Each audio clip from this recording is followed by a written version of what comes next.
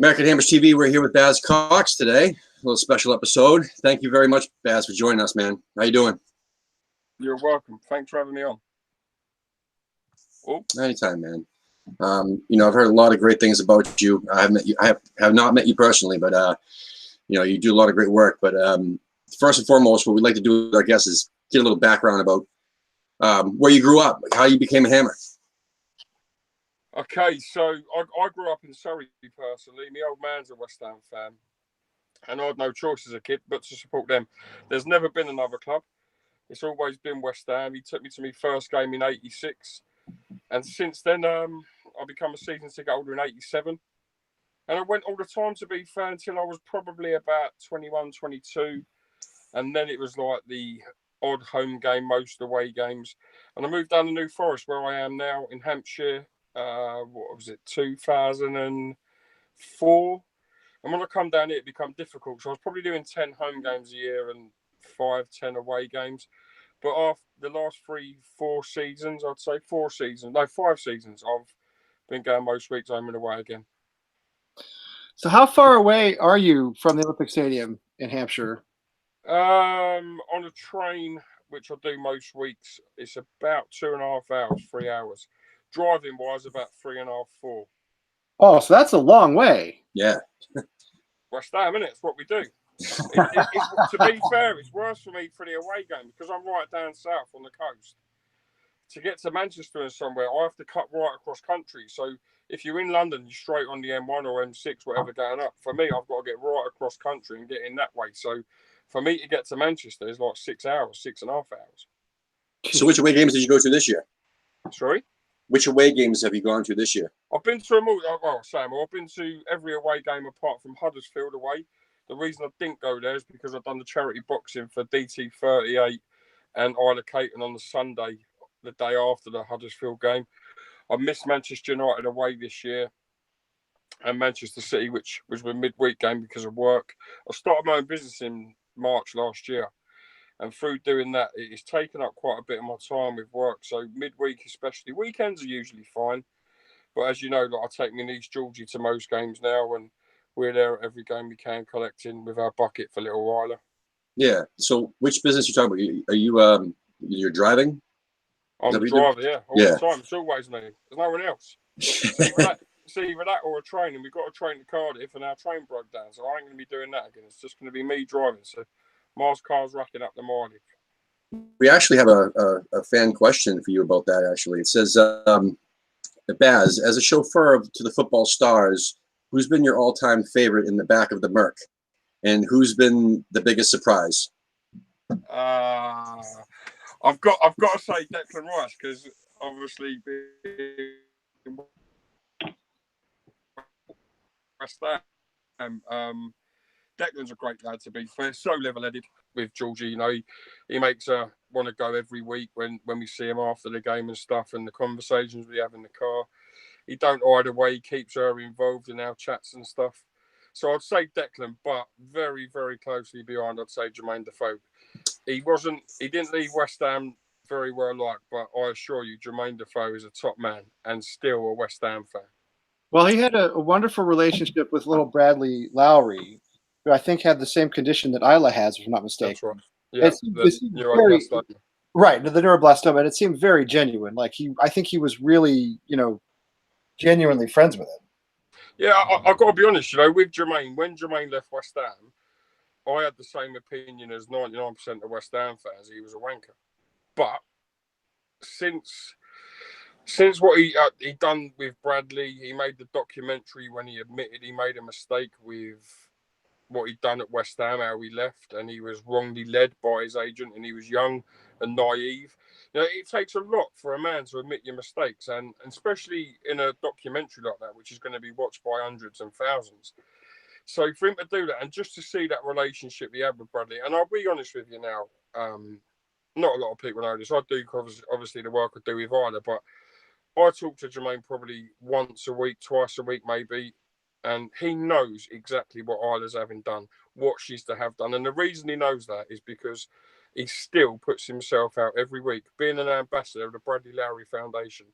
to contact Gemma Lowry and find out what the children who are under their what's the word I'm looking for, under Bradley Lowry Foundation influence, I suppose, what treatments and stuff they need, etc. And he does know. He knows everything. I don't need to tell him that Isla was having an antibody infusion yesterday. He could tell me before I told him, and he'll know she's back in tomorrow for her last but one before brain stents and then the vaccine into her brain. He knows his stuff, and he generally cares. Jermain Defoe has got a great art, and I would stand up and I'd argue black and white with anybody because he is a good man.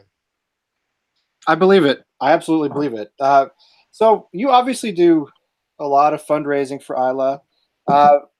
How do you guys work with the Bradley Lowry Foundation? Is there like a connection there, or? Okay, yeah. So what it is with Isla, because the fundraising we do is all for Isla. You can't have your own charity where you only look after one person. Right. So the Bradley Lowry Foundation looks after all the children who are suffering with neuroblastoma. So God bless him, Bradley. If it was just Bradley alive now, the charity wouldn't be the foundation because it would all be to help Bradley, like Isla. There's no Isla Caton Foundation because all the money is just to help Isla, which we do.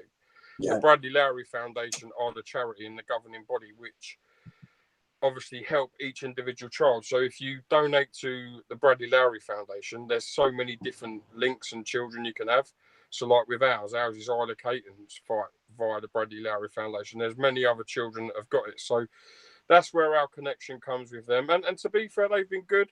They're coming down. Gemma Lowry, Bradley's mum, she's coming down for our charity football match on the 11th of May at Averley to come and support us as well to help raise as much awareness and money as possible for the little girl. That's great. So how and when did you first get involved with that? Okay, so January before last, my niece Georgie, she was in Tenerife with her family, and I was going to the airport to pick them up. West Ham played Bournemouth at home, and Isla was mascot. That was on the Saturday. I went and collected them on the following Tuesday. Got to the airport, and this is gospel truth. There was my sister, her husband, and my two nieces. Georgie ran out straight to me. Didn't say hello, nothing, missed you, nothing. She went, "Did you see that little girl that was mascot last week that Mark Noble carried out?" I said, "Yeah," and I explained her name and I explained what was wrong. She went, "I know. I see it in Tenerife. I see it on the website, on social media. I want to help." I said, "Okay." I said, "What do you mean help?" She went, "I want to help raise funds. We need to help raise money." I said, "Well, what are you thinking?" And when Slaven Bilic was at West Ham, he invited Georgie and myself to the training ground to go and have a look behind the scenes, watch the players trains, etc. We'd done that on when we was leaving. Mark Noble gave Georgie a pair of boots signed up, so there's a keepsake for you. So she decided to auction off her boots, which in fairness was probably the first bit of merchandise and stuff that went around the social media world with trying to raise money. And she got £1,000 for her boots in 2 days auction. And in fairness to her, she put on there, "I'm going to start the bid at £500. I won't accept nothing less. If I get offered £1,000, I'll sell them." Someone bid 500. Someone straight away within 5 minutes bid £1,000. So wow. She decided to. She could have kept it going and probably would have raised more, but she decided to sell them for that £1,000, as she said. We sold them. We raised the money. The guy who bought them paid onto the Just Giving page, and from them, me and her, I said to her, "Look, let's go together. We go to games. Why don't we put ourselves out? We start taking buckets, collecting at the games," which we've done. There was already people collecting at home, but because we do all the away games, we decided that we'd do that as no one else did. So we do both. Went to a lot of away games last year. Had problems at a few. We had problems at Arsenal. They outright refused us and stopped us from collecting. Why? Sorry? Why? Arsenal have a policy which they say was their health and safety, and they don't allow it, which, if I'm honest with you, is rubbish. Of course it is. They say they don't allow any form of activity to happen on their podium level outside the ground.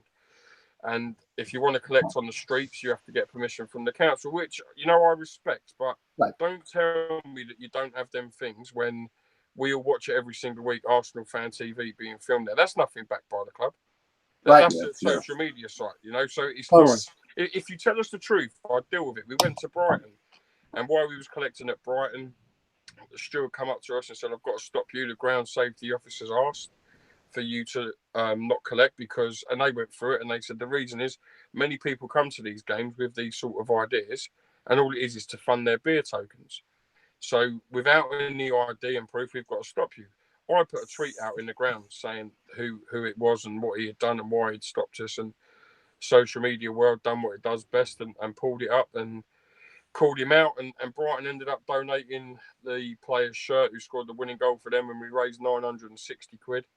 Leicester refused us because it was their own charity day, again, which, you know, I respect, because if it was Isla's charity day, we wouldn't want someone else getting involved. Yeah. But they stopped us and they donated £1,000. But when you get football clubs like Southampton and Arsenal who just say no because of health and safety, I don't buy it. Fulham told me this year no because they said I could get mugged on the way home. No, it's just rubbish. They don't know where I live. That was their reasoning. I could get mugged on my way home. Is it Fulham in like the safest part of London? Of course, and outside Fulham, where their ground is people's front doors. They don't know I don't live in one of them houses, so how can I get If I could walk out their exit into my front door for all they know. But it's just lies, you know. If you tell me the truth, I'm not going to call you out. Man City openly said we cannot allow it to happen because we have our own charities. I respect it. And then they said, but we'd like to donate a John Stones shirt for you to be able to auction off and outraise money. No, them things are perfect. Even if you say no, and you don't give anything because it's your own day. You know, I get it, but don't lie. Just tell the truth. That's all we ask for. Yeah. So how and when did you get involved with DT38 then? Okay, so DT38 I've always followed because of Dylan being an ex-West Ham player. Yeah. The show was November the 11th last year. And 5 weeks before that, Tracy Tombidis has messaged me and said, can I call her ASAP, which I'd done. And she told me that her name, her big name for her boxing night, had pulled out. That name was David Sullivan Jr., the chairman's son. He had withdrawn. And she said, I need a name at West Ham of a fan and someone that people know who will step in. And I can't think of anyone better than yourself. And I said, well, let me just tell you one thing. I'm 19 stone 12 and a half. I'm out of shape. I ain't fit. I've never boxed in my life. And there's probably 100,000 people better than me. 6.5 pounds in weight. And I went in the ring, managed to raise 5,800 for it. And which was split between DT38 and Isla, which was nice of Tracy. She allowed us to do the split. Just so I could do the night. And it was a fantastic day, you know, a fantastic afternoon. Jermain Defoe come down, in fairness, with me, supported me, as did Declan Rice. They come down, done the walk-on with me, and Steve O, the Madman, the guy for social media. It was brilliant. It was a great day all round. Don't get me wrong, you know, afterwards, people who filmed it have put clips on the internet, and then you get the normal idiots who's good with a keyboard writing things. This man thinks he's a terrorist legend, and an hard nut, look at him, he's an idiot. I've done it for one reason. To help raise money. I've done it for no other. I'll sit here now, I'll tell you the same as I've told everyone else. I'm not a fighter. I've got no interest in fighting. I go to football with my 13-year-old niece. If you think I go for trouble, you're looking at the wrong person. I don't want to impress anyone. I just like to help people I can. And that's my makeup, and that's all I can do. Yeah, no, absolutely. Well, I mean, there's always going to be trolls, always going to be people on social media who make the worst out of everything. And, you know, I think most people know who you are and understand, you know, where you're coming from. So you seem to have a lot of access to sort of West Ham players and people around the club. Is that from the charity work, or is that from your actual job, or from both? No, to be fair, it's all started. I see you had Nick on last week from Crossdammers, or the week before, whenever it was, and it's come, Nick, from that day. Nick mentioned it. Mark Noble's testimonial at Upton Park. I've always been a West Ham fan, but that day I went, and it was a great day. And don't get me wrong, the sun was shining, the beers were flowing. I was out the head. I'm not going to lie. And at one point, there was the players were all in the dugout. Mark had come off. He was coming back on as he's come back on. And as I say, I'm tanked up, and he's walked back out, and I've just stood up, and I was singing, "It's all about you. It's all about you, Noble." He's turned around, started clapping. Someone's filmed it. I don't even know. Someone's filmed it. The next thing, West Ham are posting it on their Instagram, on their Twitter, on their Facebook. Everyone's seeing it's me, tagging me, Baz, this you. Went viral. It had like 270,000 views in 2 days. And it started from then. And then players started seeing me, oh, you're the guy. And that season we had Manchester United in the FA Cup replay at Upton Park. And I was desperate to take my mum and dad. And I had 2 tickets. It was potentially the last ever FA Cup game there. And that's why I wanted them to come. They took me to my first ever game. So I just put the bag out, didn't I? And I put a tweet out saying, has anyone got a spare ticket? I'm desperate for 1 ticket. My report, I was laying in bed one night and it was about, I remember it, 11:15. And all of a sudden I could hear the buzzing on my phone. And then it was just zzz, zzz, zzz, zzz, zzz. I thought, what's this all about? Picked it up and I got like 7,800 like notifications. Mark Noble had quoted my tweet. You can be my guest for the day, mate, as you've been such a good and loyal fan to us. Wow. And just through there, so like, I was with him, I was with his family that day. I was sat next to Kevin Mitchell in the players' lounge, like where he is. It was just phenomenal. And Mark, again, people want to slag him off. He's an easy target, isn't he? You know, he's a club man, and that's the reason why he's the easy target, in my opinion. But he's just a top man, Mark Noble, for me. And as I say, he took me along. And from then, I just got to meet a lot of the players, went to the Players' Awards, become friendly with Bilic. And it's just, I don't know what's happened here. Oh, you're back. And it's just all from there. And it's just extended. And then we've worked, Kerry and Declan, and then some other people contact me. Do I do this? Do I do that? Robert Snodgrass contacts me regarding Isla. Marco did regarding Isla. And it's just gone on from there, really, you know. And I'm fortunate. I'm very, very fortunate because I get to see and speak to the people that play for the club that I love. Yeah, I mean, we love Mark Noble. I mean, sometimes you have to critique his performances on the pitch the way you would with any player, but I never ever doubt his effort, and I never doubt his love for the club. And he really does come off as a really, really good guy. I think the thing with Mark is, Mark Noble's Mark Noble. You know, if you expect Mark Noble to be doing Cruyff turns around player and running past 6 or 7 players and doing nutmegs, you're looking at the wrong player. That's not his game.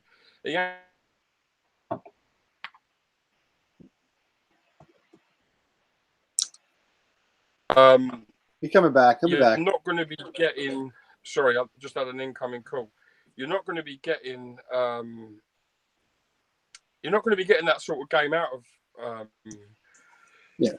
Mark Noble. You know, he's a club mate.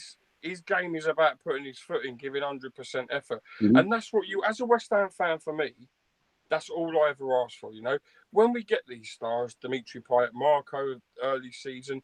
Now we get attached to them, and all of a sudden, because they're that good, the attention comes from elsewhere, and they're soon gone. There's a reason why Mark Noble has always been picked by every manager at this football club, and it's not because he's Mark Noble. There's a reason for it. It's what he does. It's what he brings to the team, what he brings to the dressing room, probably as well, which we don't see and hear. I just think you've got to accept him for who he is and not expect miracles. No, absolutely. I feel the same way to a large extent about Snodgrass, even though obviously he's been around much shorter time than Mark Noble. Mark Noble's around for probably close to 20 years. But when I watch Snodgrass play, I never doubt his effort ever. And a lot of the other players, especially as the season has gone on and we've been safe now for weeks, and some of the performances have been poor, quite frankly, but I watch Noble, I watch Snodgrass, I watch Declan. There are a few guys I watch, and I never ever doubt their effort, and that's what I appreciate more than anything else. Even if, go ahead. That's what we know at West Ham. You know, we don't know these. What's the word? I don't know. We don't know these superstars. You know, I've supported West Ham for 30 odd years, and the same. I get frustrated when I see things about. Comments about, listen, we've never had good owners. I don't think the owners we've got at West Ham now are the best. I don't think they're perfect. I don't think they've got the club's interest first and foremost. I think they've got their own. No, it's a business for them. It's not the football club. It's not, they don't own us because they're fans. And I'll say this, as I've said before, with David Gold. If David Gold really loved West Ham as much as he said, why did he go into business with David Sullivan again, who ruined Birmingham? And he certainly wouldn't do it to the club that he loves. It's a business for them. Yeah. So when I look at some of the players' attitudes, for me, I think it annoys me because I've never seen that. West Ham, you look at people like Scott Parker. He was never the best footballer, but he gave everything. Colin Powell, Christian Davies. These are club legends that still, I say legends, they're club heroes more than legends. Right. They still get their names sung. Ludo, they wasn't the best, but they gave everything for that. And that's all that we've ever asked for as a West Ham fan. I don't care if we go in the transfer window with 30 million quid this summer. That means that we've never been better than that. I've never known West Ham to have 100, 200 million every year. The problem is the move. And the move has brought that expectation level up here.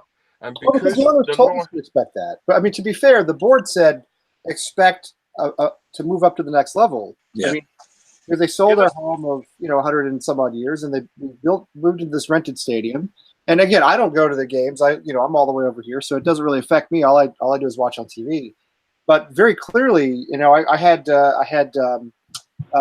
Rob Banks on a couple of weeks ago, who wrote West Ham Till I Die. He wrote An Irrational Hatred of Luton and Irrational Hatred of Everything. Several books, like memoirs about supporting West Ham.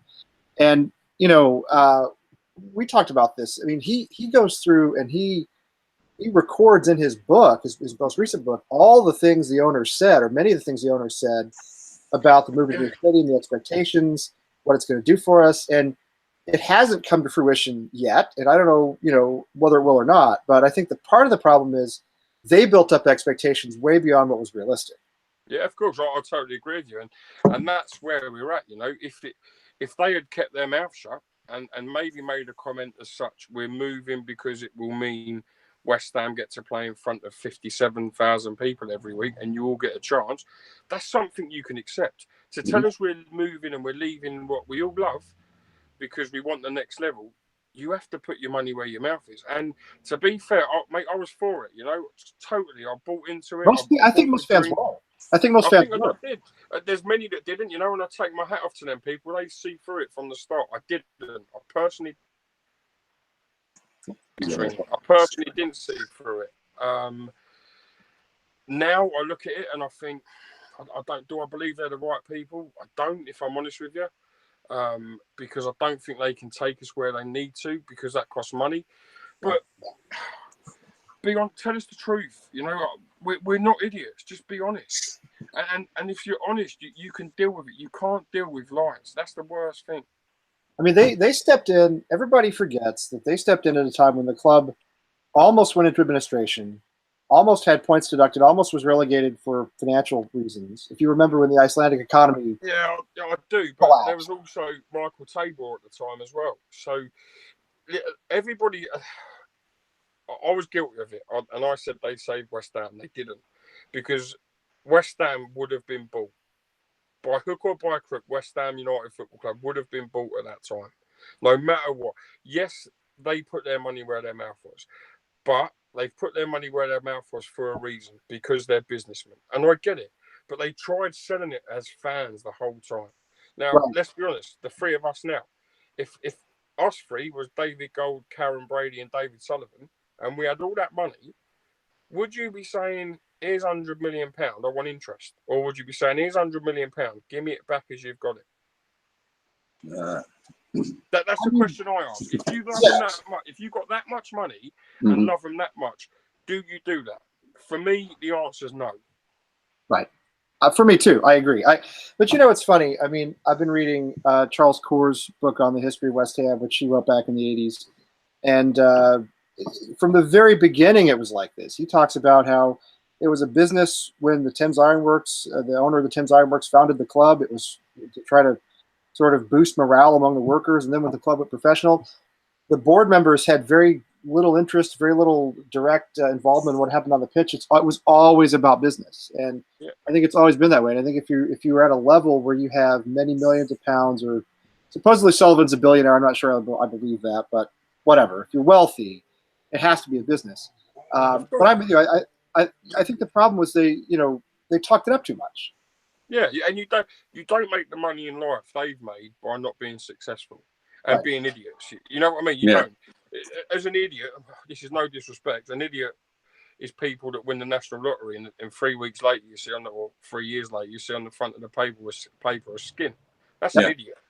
David Gold and David Sullivan are not idiots. They're very, very, very clever men. There's a reason they're at in life where they are. Yeah. And they're things that I remember. And this is my point, you know. I sit at West Ham and there's silly things I hear from some fans. And listen, myself as well, I've said things I regret over the past, but still I hear them now, you know. We won't do this. We won't buy that. Well, why are you worried? We never have. I don't support West Ham because I expect to win trophies. I've never known good times at West Ham. And I'll tell you now, my hand on my heart while I sit here, give me West Ham back in the 90s any day. Give me relegation up and down every other year to what we've got now. I'd much rather that because football actually meant something then. Football now is all about business. I do blame Sky TV for a lot of it. I think they've been brilliant. They've allowed a lot of people to be able to watch it. And I also we get to watch it. Yeah, that's right. I mean, if it wasn't for them, you know, people wouldn't see as much. Listen, when I go on holiday, I wouldn't be able to sit and watch the live games every week if it weren't for people like that. But they've killed the game for me because it's all greed. There's no loyalty no more. You know, we got Mark Noble who at West Ham who's been there over 10 years. We ain't got another player at that club who would be there that long. We won't ever see another testimonial because as soon as a youngster comes through and gets a bit good, all of a sudden that talks. Yeah. And same with Declan, you know, and fair play to Declan. The man's got the world at his feet. He is a top footballer, and he will go to the very top. And if in the summer he's in Dubai on holiday or wherever he is, and his phone rings and his agent, they say, we've got a chance here for you to go to Manchester United and play first team football every week, guaranteed for 100 grand. Why is he going to say, no, I'll start West Ham on 50 grand or 30 grand or 40 grand? None of us would. I mean, I wouldn't. You know, I mean, no, nobody would. And do you know, and this goes back to the thing with Marko Arnautovic in January. But tell the truth. Don't be Declan Rice if that happens and come out and say, I'm leaving because, I don't know. No, put it this way. If at the same time Everton come in and he went to Everton for 120 grand, you're not leaving West Ham to bet yourself. You're leaving West Ham for money. Yeah. You know, that's my point. If it's Manchester United or Everton and Everton will give you £20,000 more, that's a bad move. If you're going to Manchester United, I half respect it, or Man City, because you are going to bet yourself and win trophies. Marko Arnautovic, I'm going to China to compete for trophies. Don't talk bollocks. You're going to China for 300 grand a week. No one begrudges you that. You get one life. You know what I mean? Earn as much as you can. So just go. So just go. I don't think the money's there. When Pyatt left West Ham, same as Pyatt, you know, when he leaves West Ham, say, I have to leave. I have to go home for my family. There's not one West Ham fan who would sit here and say to him, you're a wanker for that. They'd all say, go with our blessing, and you'd leave the club a legend, as he was. Yes. But unfortunately, again, it's all bullshit. It's lies because it's too hard now for people to tell the truth. Yeah. Right. Just tell the truth. I agree. That's my opinion. And I think most of the time as West Ham fans, I think we appreciate that and we respect that. And you're right about Pyatt. If he really did leave to save his family, then I respect that completely. 100%. And you know, it's the same as Marko. You know, I'll be straight with you. He called me. He put a thing out and he said that he'd called a few fans. I was one of them. And the conversation I had with him on the phone, and he said to me, he said, Baz, you're a man, I'm a man. You have a family, I have a family. If somebody offers you this, you have to consider. Yeah. You know, I'll get that. But tell us. Tell us that. Let your brother tell us that. Don't come out with the rubbish we read. That's why fans boo you now. That's why fans want you out the club now. If that wasn't the case, fans would have been, go with our blessing. Do us a favour, see this season out and go in the summer with our blessing. Give your all to West Ham until May and then go. Absolutely. Do you think there are players who want him out of the club? Because I feel as though we look better when he's not involved. And he's still skilled. He's still a good player. But the Manchester United game, for instance, you know, he wasn't even on the bench. And, you know, we basically got robbed. We should have won that match away, you know, at Old Trafford. I thought they played better without him. I think you can look at it in a couple of ways again. You know, let's not forget, when he decided to stay in January, he got a contract review and a new contract and more money. So if you're Robert Snodgrass and you're watching Marko Arnautovic give 30% and you're giving 100, sooner or later you're going to think, what the fuck am I doing this? Yeah. No, I'm on half the money he's on. He's just been given an increase to stay. I'm giving everything I can. I'm walking off the pitch hurting every week. He's coming off after now because he's given nothing and the manager wants to change it. Sooner or later, players will think, fuck him. Yeah. And I think that is where we've been affected as a team. Let's not forget, up till January when this all started, I would have probably backed us big time to have got 7th or 8th. Oh yeah, absolutely. And let's be real now. You look at our remaining fixtures. I know Tottenham have got Champions League coming up. There's still no easy game. Southampton are only in good form. They've just gone and drawn at Watford. We don't beat Watford, and then we got to go Watford.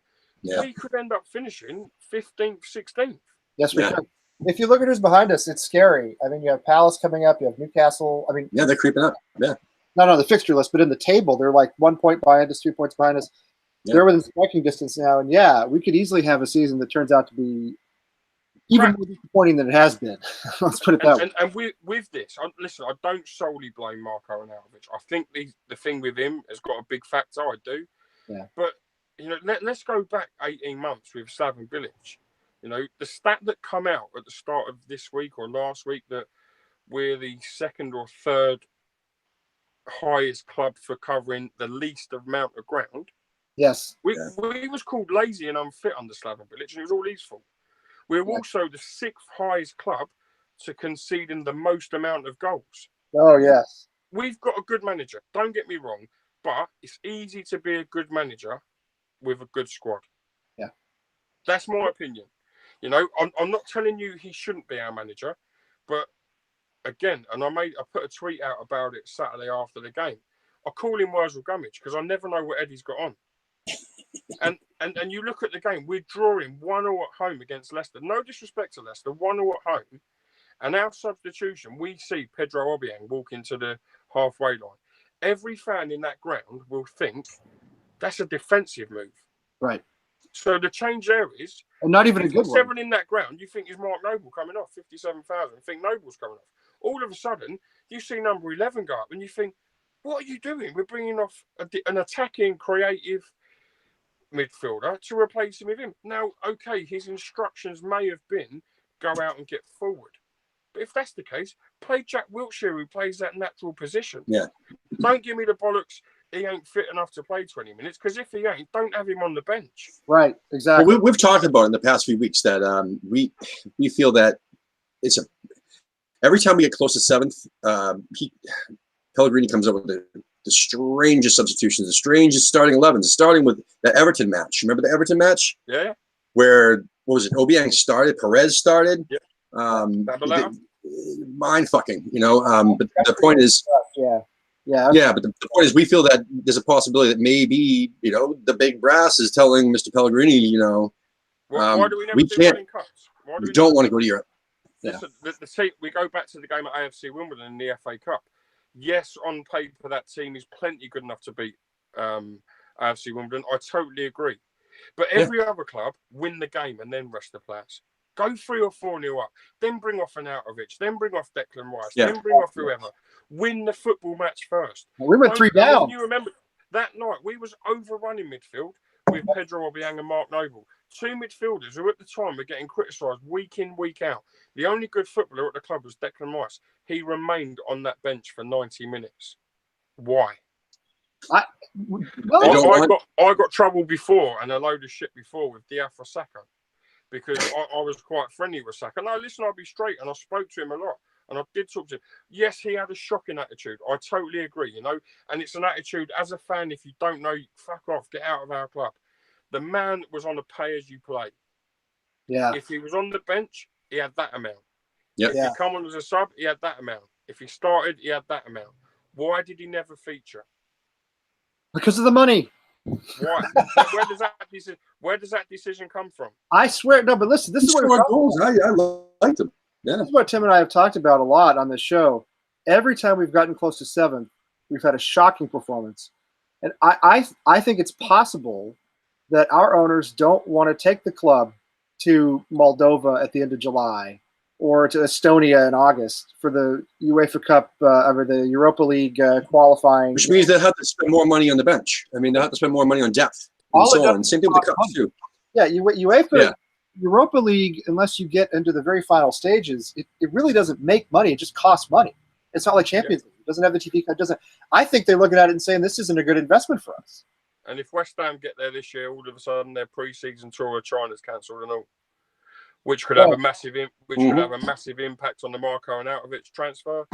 Which, you know, it's all the time with West Ham. You know, go back to playing Nottingham Forest when we got smashed. Was it 4-0, 5-0 when we put our kids out under Sam Allardyce? Under Allardyce, and that was like a semi-final. Yeah, I remember that. Yeah. And on my life, I said it earlier on. Take me back to West Ham in the 90s. If West Ham finished 17th every season, but had a go in the cups, got to the odd quarter-final, semi-final, final.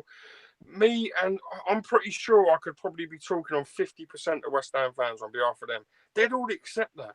Yeah. I don't give a bollocks about this next level. I'm realistic. We've never been there. We are miles behind that top six. You know, as much as we dislike Tottenham, let's just use them for an example. You know, I know they're third. I drove Kyle Walker-Peters the other week, and I took him to Tottenham's training ground. I assure you, that place makes Rush Green look like Dagenham and Redbridge. Yeah. I believe it. It is embarrassing. They have everything done properly and correctly. Yes, they sold Gareth Bale for 100 million quid. Where did that 100 million pound go? In their playing squad. Where are they now? Third. Yes, they've got a football ground now that owes them, or they owe billions, whatever, for, paid billions. So what? You know, Tottenham have never spent millions every year, but they keep their players. And I'm confident, and I'm still sure Tottenham will be in that top four next season after their first year there. Is it enough? Eventually, Pochettino, Harry Kane, Dele Alli, Eriksen will think, I want to be trying to win a league. Maybe I'll go Real Madrid, Barcelona. But you know, they're giving them that extra time. Our players have 6 good months, and they want to go. They want out of West Ham because there's nothing. There's not Marko and Arnautovic. You ain't leaving in January. There's 300 grand a week that they're paying you. Stay. We're going to buy this man, that man, and that man. We'll build it round you. Declan Rice, you know, in the summer, what does he do if all of a sudden Arnautovic leaves, Chicharito leaves, Anderson potentially, who we spoke of? What does he do? Does he think, everyone's going, what have I got left round me? Yeah. Why would he want to be there, you know? And then fans will be on his back. And this comes from upstairs, in my opinion. And again, I respect it's a business. I really do. But tell us. Don't rip our heart and soul out like you did leaving Upton Park for this next level bollocks, because you're miles off of being able to compete there. The best thing both of them two men could do, Gold and Sullivan, in my opinion, is get Karren Brady long gone. Because even to this day, she still has nothing and has no respect whatsoever for any football or any West Ham fan that goes to that ground.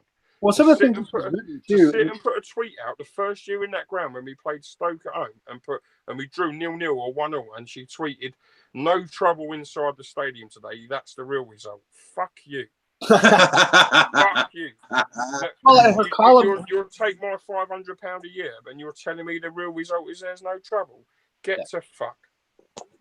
And her column in The Sun has been a disaster. I think she, if I'm not mistaken, is the one who made the comments about how she didn't want to sign Snodgrass, or Sullivan Jr. didn't want to sign Snodgrass. She made some disparaging comments about Snodgrass anyway. Yeah. Tell me another football club, though, maybe it's because we support them, who appear in the press as much as us. There can't be another one. With as much negativity. No. Spurs had it with their ground. Right. Fairness. But that was it's not the rest of the shit. It's not the fucking owner's family. I couldn't tell you what David Levy's kids or Mrs. name was. Exactly. No, that's what I'm saying. Our owners put themselves out there that way. They spread their own negativity. That's what's so funny to me. Okay, Spurs went over budget on the ground. Ultimately, who cares? It's a beautiful stadium. It'll be there for 100 years. Nobody will remember how much over budget it went. But Karren Brady writes about how we shouldn't have signed Snodgrass, or we didn't have this signing or that signing work out. She puts out the negativity. She gives it to the press. And you know what? I'll go back to that first season. I don't know. You might not, because of not being over there. We all got letters signed by Karren Brady saying that we wasn't allowed to stand up, and whoever the London Stadium owners, whoever had requested to sit down. You know, them things. I feel sorry for her, because she has to put her name to that through her job title. Listen, if you rent your house through an agent, your agent tells you what you can and can't do. That's all she is. She's the agent at the end of the day, replying from the owner to the tenant, which is what we are. So that I understand. So, and listen, I don't agree with singing have a party when Karren Brady dies. I don't wish anyone death. I don't agree with calling her a slag and a cunt and all that. No one knows her. Yeah, I agree. But just keep your gob shut. You're a fantastic businesswoman. You have got a phenomenal deal on that stadium. No doubt about it. Just keep your mouth shut and keep away from the football side of things. Don't let us see what you write in your paper. Don't let us fucking see what you've got to say on a tweet about there's no trouble in the stadium. I think it's because David. I think it's because the two Davids still believe that she is a 25-year-old and she's a smoking hot 25-year-old. So that stick her out in the public eye and everybody will keep their mouth shut. And she's a pretty girl. Well, she's what 50 what now or 40 what now? And but you still would. And she does not have an opinion. Hang on. You still would. Yes or no? Oh, I'm not on public record. I will. Baz, my mother watches these things. Me too. So that close her ears. Just do that then. I would in Pellegrini's seat, to be honest with you.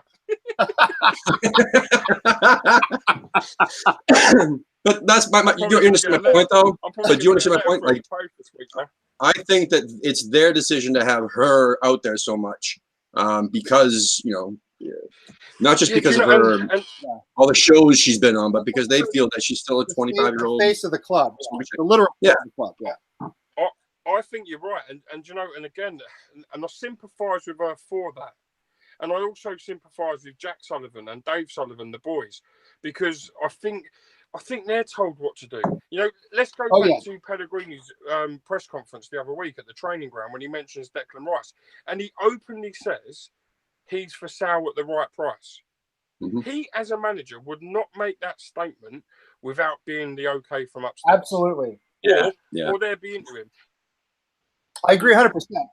And that statement should never be released. They might have told him to make it. I mean, hang on. And you know why? Because it attracts interest. But do you know what it does more than anything? It shows weakness. He stabilizes why don't West Ham come out and say, Declan Rice, if you want to buy him, make sure you put your bid in. Look what Aston Villa done with Jack Grealish. If you want him, it's 50 million quid. West Ham, Declan Rice, if you want him, he's 80 million pound, 100 million pound. If you don't waste our time. We're not interested. That shows that boy that we're sticking to him and we're loyal to him, which might make him say, I'm happy here. It also shows other clubs, West Ham ain't here to be fucked around with on this. They mean business. There's no point offering 35 million quid because we all know if someone genuinely went, there's 50 million pound, our owners would be like, yes. They snap their hands off. Yeah. They snap their hands off. Yeah. Oh no, they do it, and then they'd spend it on. They wouldn't spend it at all. They'd get a bunch of players in on loan, and they'd buy a bunch of guys for £5 million off of relegated clubs, and because that's how they do it. That's what we do, and we've signed another player who's had his day, and all of a sudden wants a payday on £100 grand. We've got too many at West Ham, and we've always had it. It's nothing against. It's going to sound bad. It's nothing against Zabaleta at all. Nothing. But if you're really wanting that next level. Is that a player you buy? You've got him for 2 years. You're not building your team. No. And that's not slagging him off. We needed him. But he's 35 years old. Yeah, he's 35 years old. He's a fill-in. Yeah. Don't buy them players if you really mean it and you have a lot of ambition. If you've got ambition, you throw your checkbook out.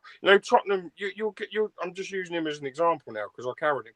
You'll give your checkbook to Kyle Walker-Peters. Come and join us. We want you. You've got first-team football. You're not going to be on the bench behind Kieran Trippier or behind Zabaleta. You're playing first team. And this is where I go back to the manager. It's easy to manage good players. Yeah. And it's easy to play a 4-4-2 or a 4-3-3, that we play, with them attacking fullbacks when you're manager of Man City. Let's not forget. Yes, he done a great job at Seville. Was it Seville? Yeah, it was Seville. Seville. They've done a great job there. They've had some great players over the years too, and they're still a pretty big club in Spain. But the Spanish league's totally different. Yeah, because it's garbage. More physical. You can't. You don't get that. None of it. And there's many Spanish players that wouldn't be able to do it in the Premier League. Yeah. And after that's, the top five, not disrespectful. After the top 5 or so in Spain, those are some really tiny clubs. I mean, they're really small, really like Ibar and Alaves. I mean, those are little regional. Or Celta, like fucking Maxi Gomez is linked. We're linked with him. I mean, they're being relegated. I mean, so here's before we go. brother Baz, real quick. Who do you really like when we get linked to these stars and these clubs, no matter what country they're from, that are on relegated teams? No. Mate, I hate the fact when we get linked with all these players. I hate it. And even right now, I look at now and I see fans tweeting, I want Mitrovic because fuck that. Fulham are going down. I want Moy from Huddersfield. I'm not saying they're bad players. I'm not. But these are the same people that will tweet, cunting our ball off, saying, we want next level. Do not tell me these players are next level. If you really, and again, I'm going to use him as an example. You know, we should have 100%, in my opinion, have signed Nathaniel Klein from Liverpool when he went to Bournemouth on loan, when Ryan Frederick. Oh, yeah, absolutely. We should have. That's a player to me that if our board and manager get him, I stand up and think, they actually mean business. Yeah. But you know what we'd do? We'd be saying, if we had the chance, Gary Neville, can you give us 6 months? It's true. It's true. So don't, as a fan, don't be an idiot and put a tweet out saying, or whatever, I want next level, but then tell me you want us to sign Mitrovic. He scored 10 goals. He scored 10 goals for Fulham. Yes, in a bad side, whatever it is. But he's also scored penalties most of his goals, isn't he? How good is he? He's not good enough to keep his club up. I mean, exactly. Fulham were relegated weeks ago. I like it. Baz, what do you think about a Joshua King from Bournemouth? We were linked with him in January for a brief time. Yeah. And do you know what? I like Bournemouth because you look at Bournemouth's side, right? There isn't a hero. There isn't one player as a superstar. Look at Adam. Is it Adam Brooks, the young lad, for argument's sake, signed from Sheffield United? Yep. You know, an absolute nobody. We played him twice this year, and he run the show twice against us. Yeah. And he's a Welsh international because at Bournemouth, and I'll go back to a manager situation. Someone like Eddie Howe, for me, is a manager who gets hard work and commitment out of his players. Yeah. He doesn't expect a Pellegrini wanting Anderson to set fireworks off and out of it set fireworks off. Right. It's not doing that. It's join in, muck in, make it fucking dirty, make it physical. We need you. Make a battle. Do what you've got to do. Join each other. Look at Watford. There isn't one superstar in that Watford team, but they all play for each other. There's a reason Watford are in an FA Cup final. There's a reason why Watford are in top 10, whatever they are in the league. Yep. And it's because they all have that connection. Now, I'm not saying there isn't a good team spirit at West Ham, but my opinion, our manager wants moments from special players. And when it don't come, we're on their backs. Anderson, you know, and I heard it the weekend. X said it on his podcast as well. You know, there was a comment about Anderson and Masuaku moaning about, and Snodgrass moaning at them. Make your mind up who's having it. Why are we worried about who Anderson's marking to defend? Right. Why are we doing that? He's not a defender. Why are we ruining him? Why are we playing players out of position? Exactly. Well, we've always done that. Everybody and mate, that is our level. So let's remember it. So when you talk about this next level, the only way you go to that is if you buy an out-and-out left winger. Yeah. You know, we play this 4-3-3 like we're fucking Man City and Liverpool and Tottenham. Be realistic, man. We ain't good enough. If you want to play the fullbacks, in my opinion, you have to play a 3-5-2 or a 5-3-2, where your fullbacks have got cover with 3 centre-halves and you're holding midfielder. That's my view. Right. We're West Ham. We're not fucking the best team in the league. Nowhere near it. And we'll get hurt by Man City as much as we'll get hurt by Huddersfield if we attack and play that way. And again, you go back to the Everton game we spoke about. How many times did they get in behind our fullbacks? Because the system we play, in my opinion, is completely wrong.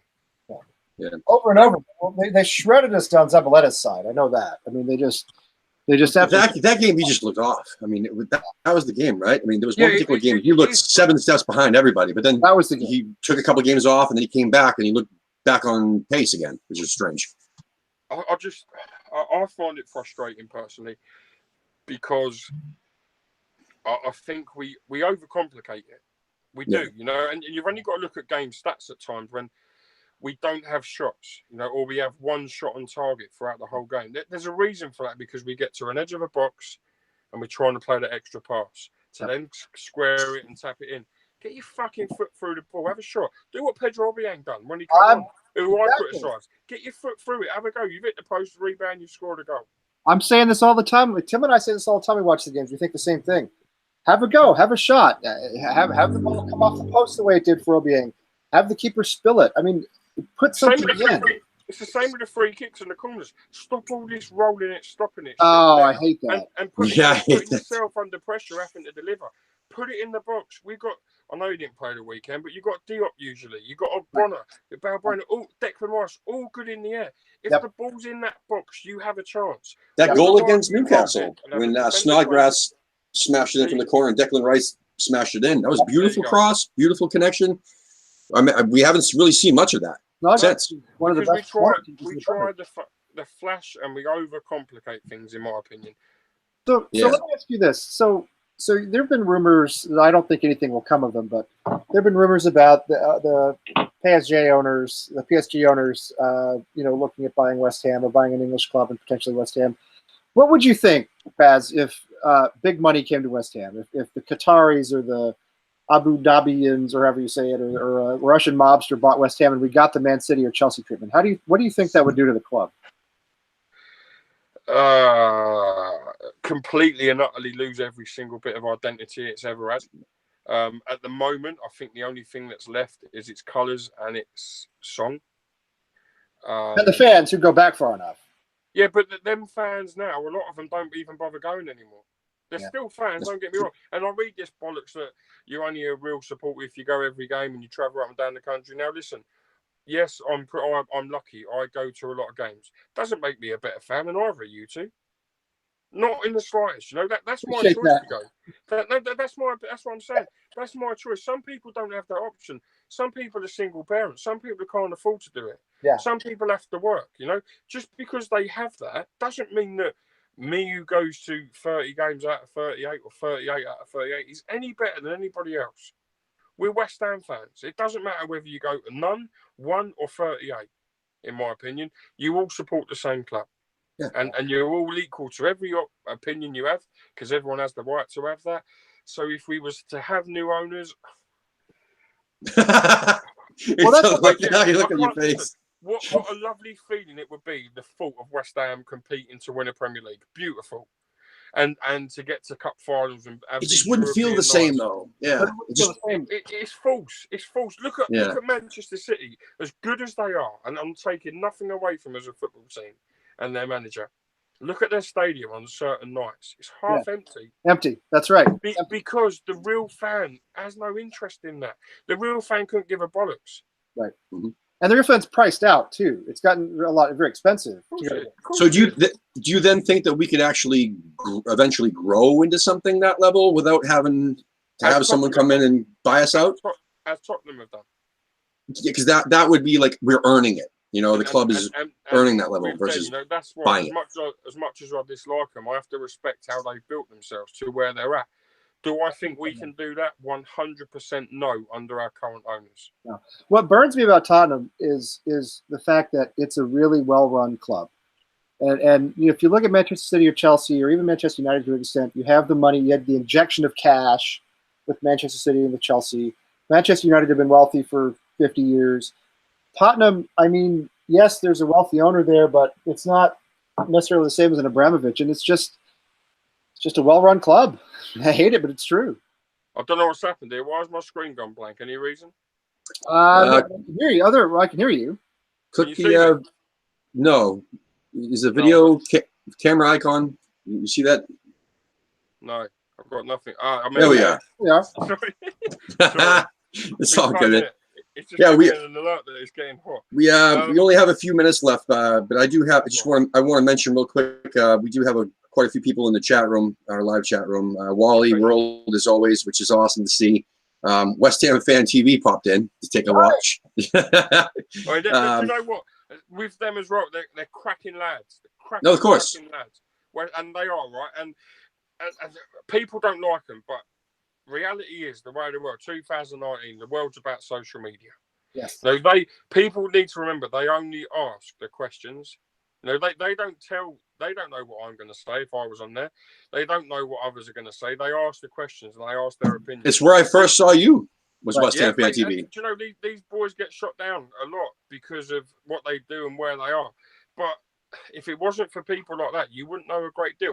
They have their own opinion. You might not agree. You don't need to start calling them all the names under the sun. You know, if you don't like it, don't watch it. And the best part is that they all seem to have, I mean, they agree most of the time, but they all have different opinions too. And they bicker right in the fucking show. I mean, that's With awesome.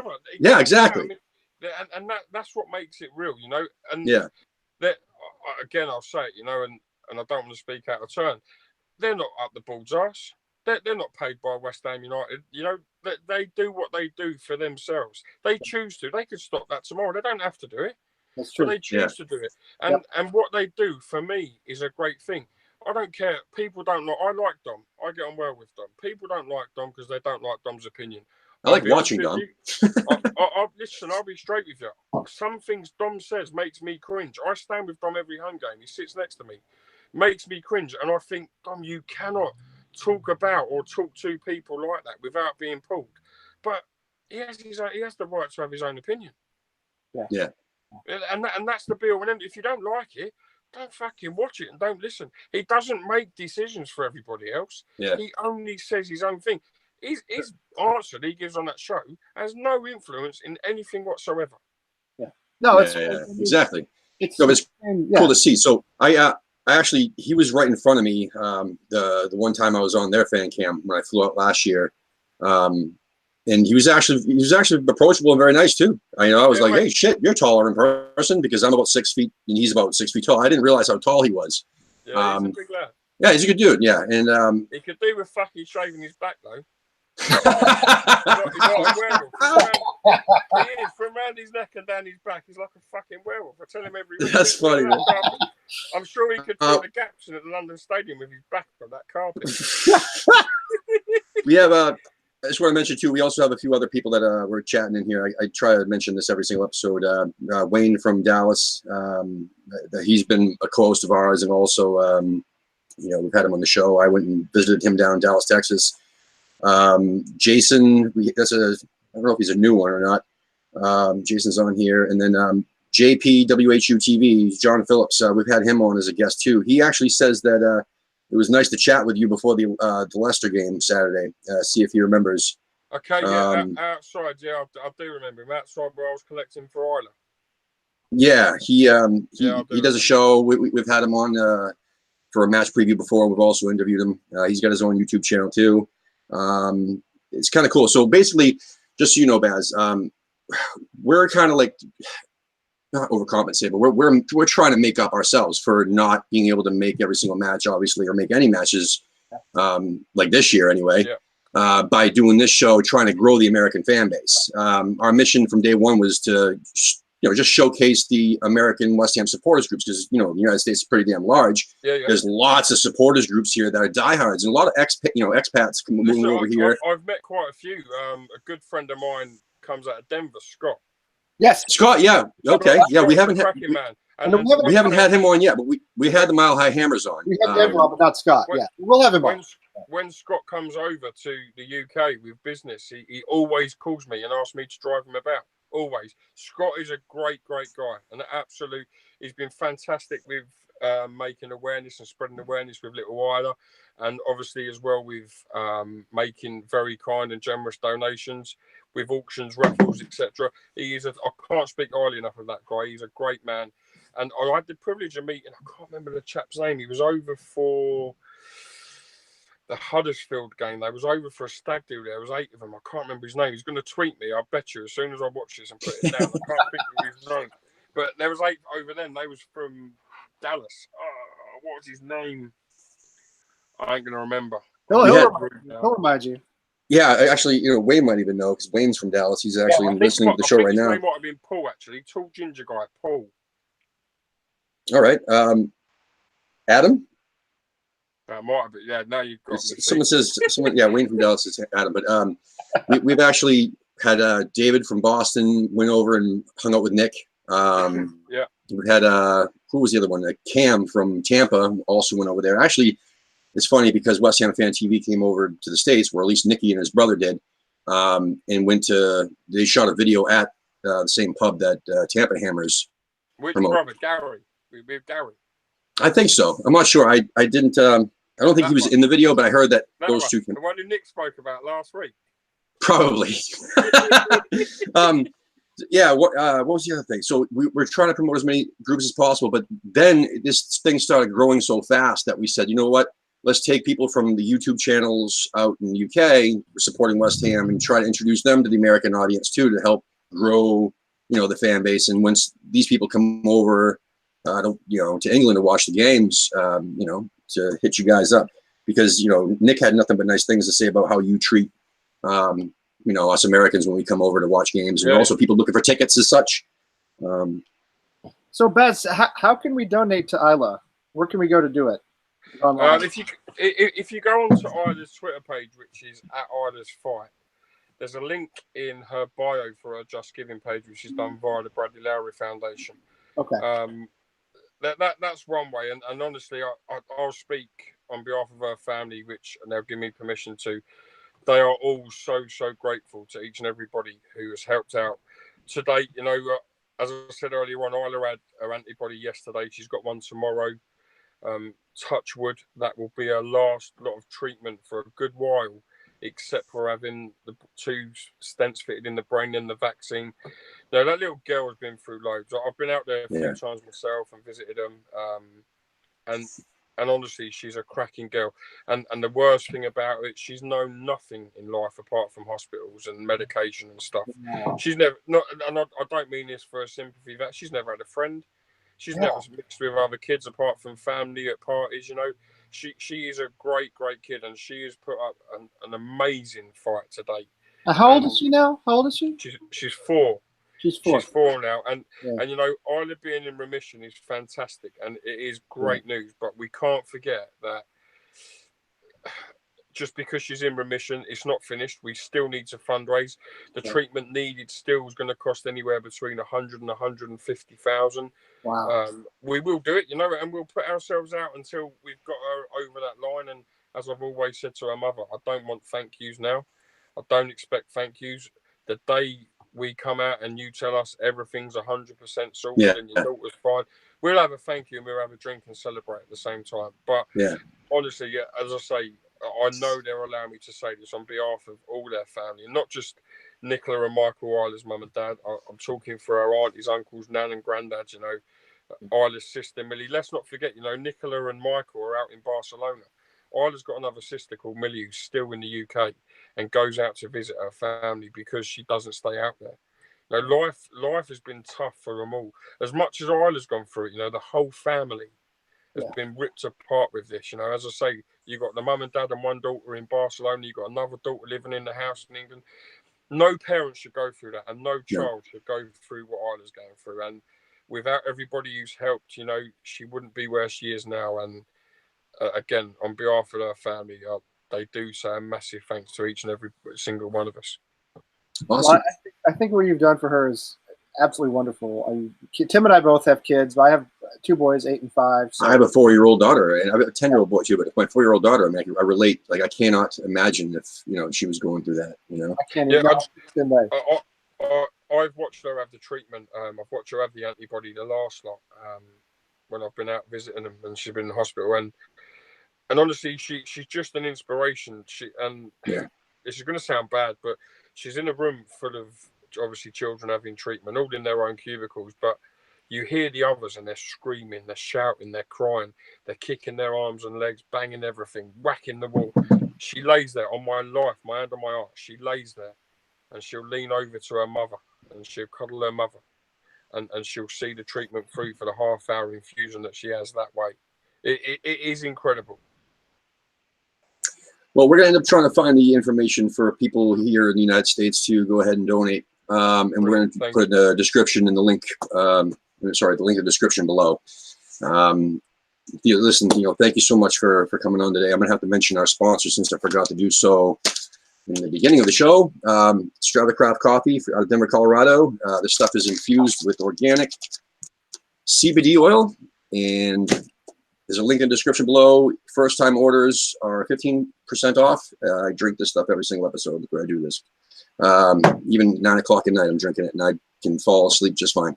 Like tonight? Like tonight, I'll be drinking another whole pot of it tonight. Pot, no pun intended.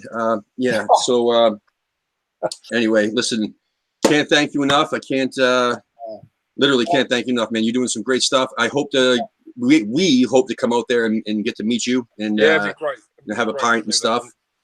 Thanks, yeah, man, I really appreciate it. You're doing fantastic work. Wonderful. All right, just give me 1 second while I start the broadcast. We'll talk off the air for a minute, okay? Thanks for coming on. Come on, you irons.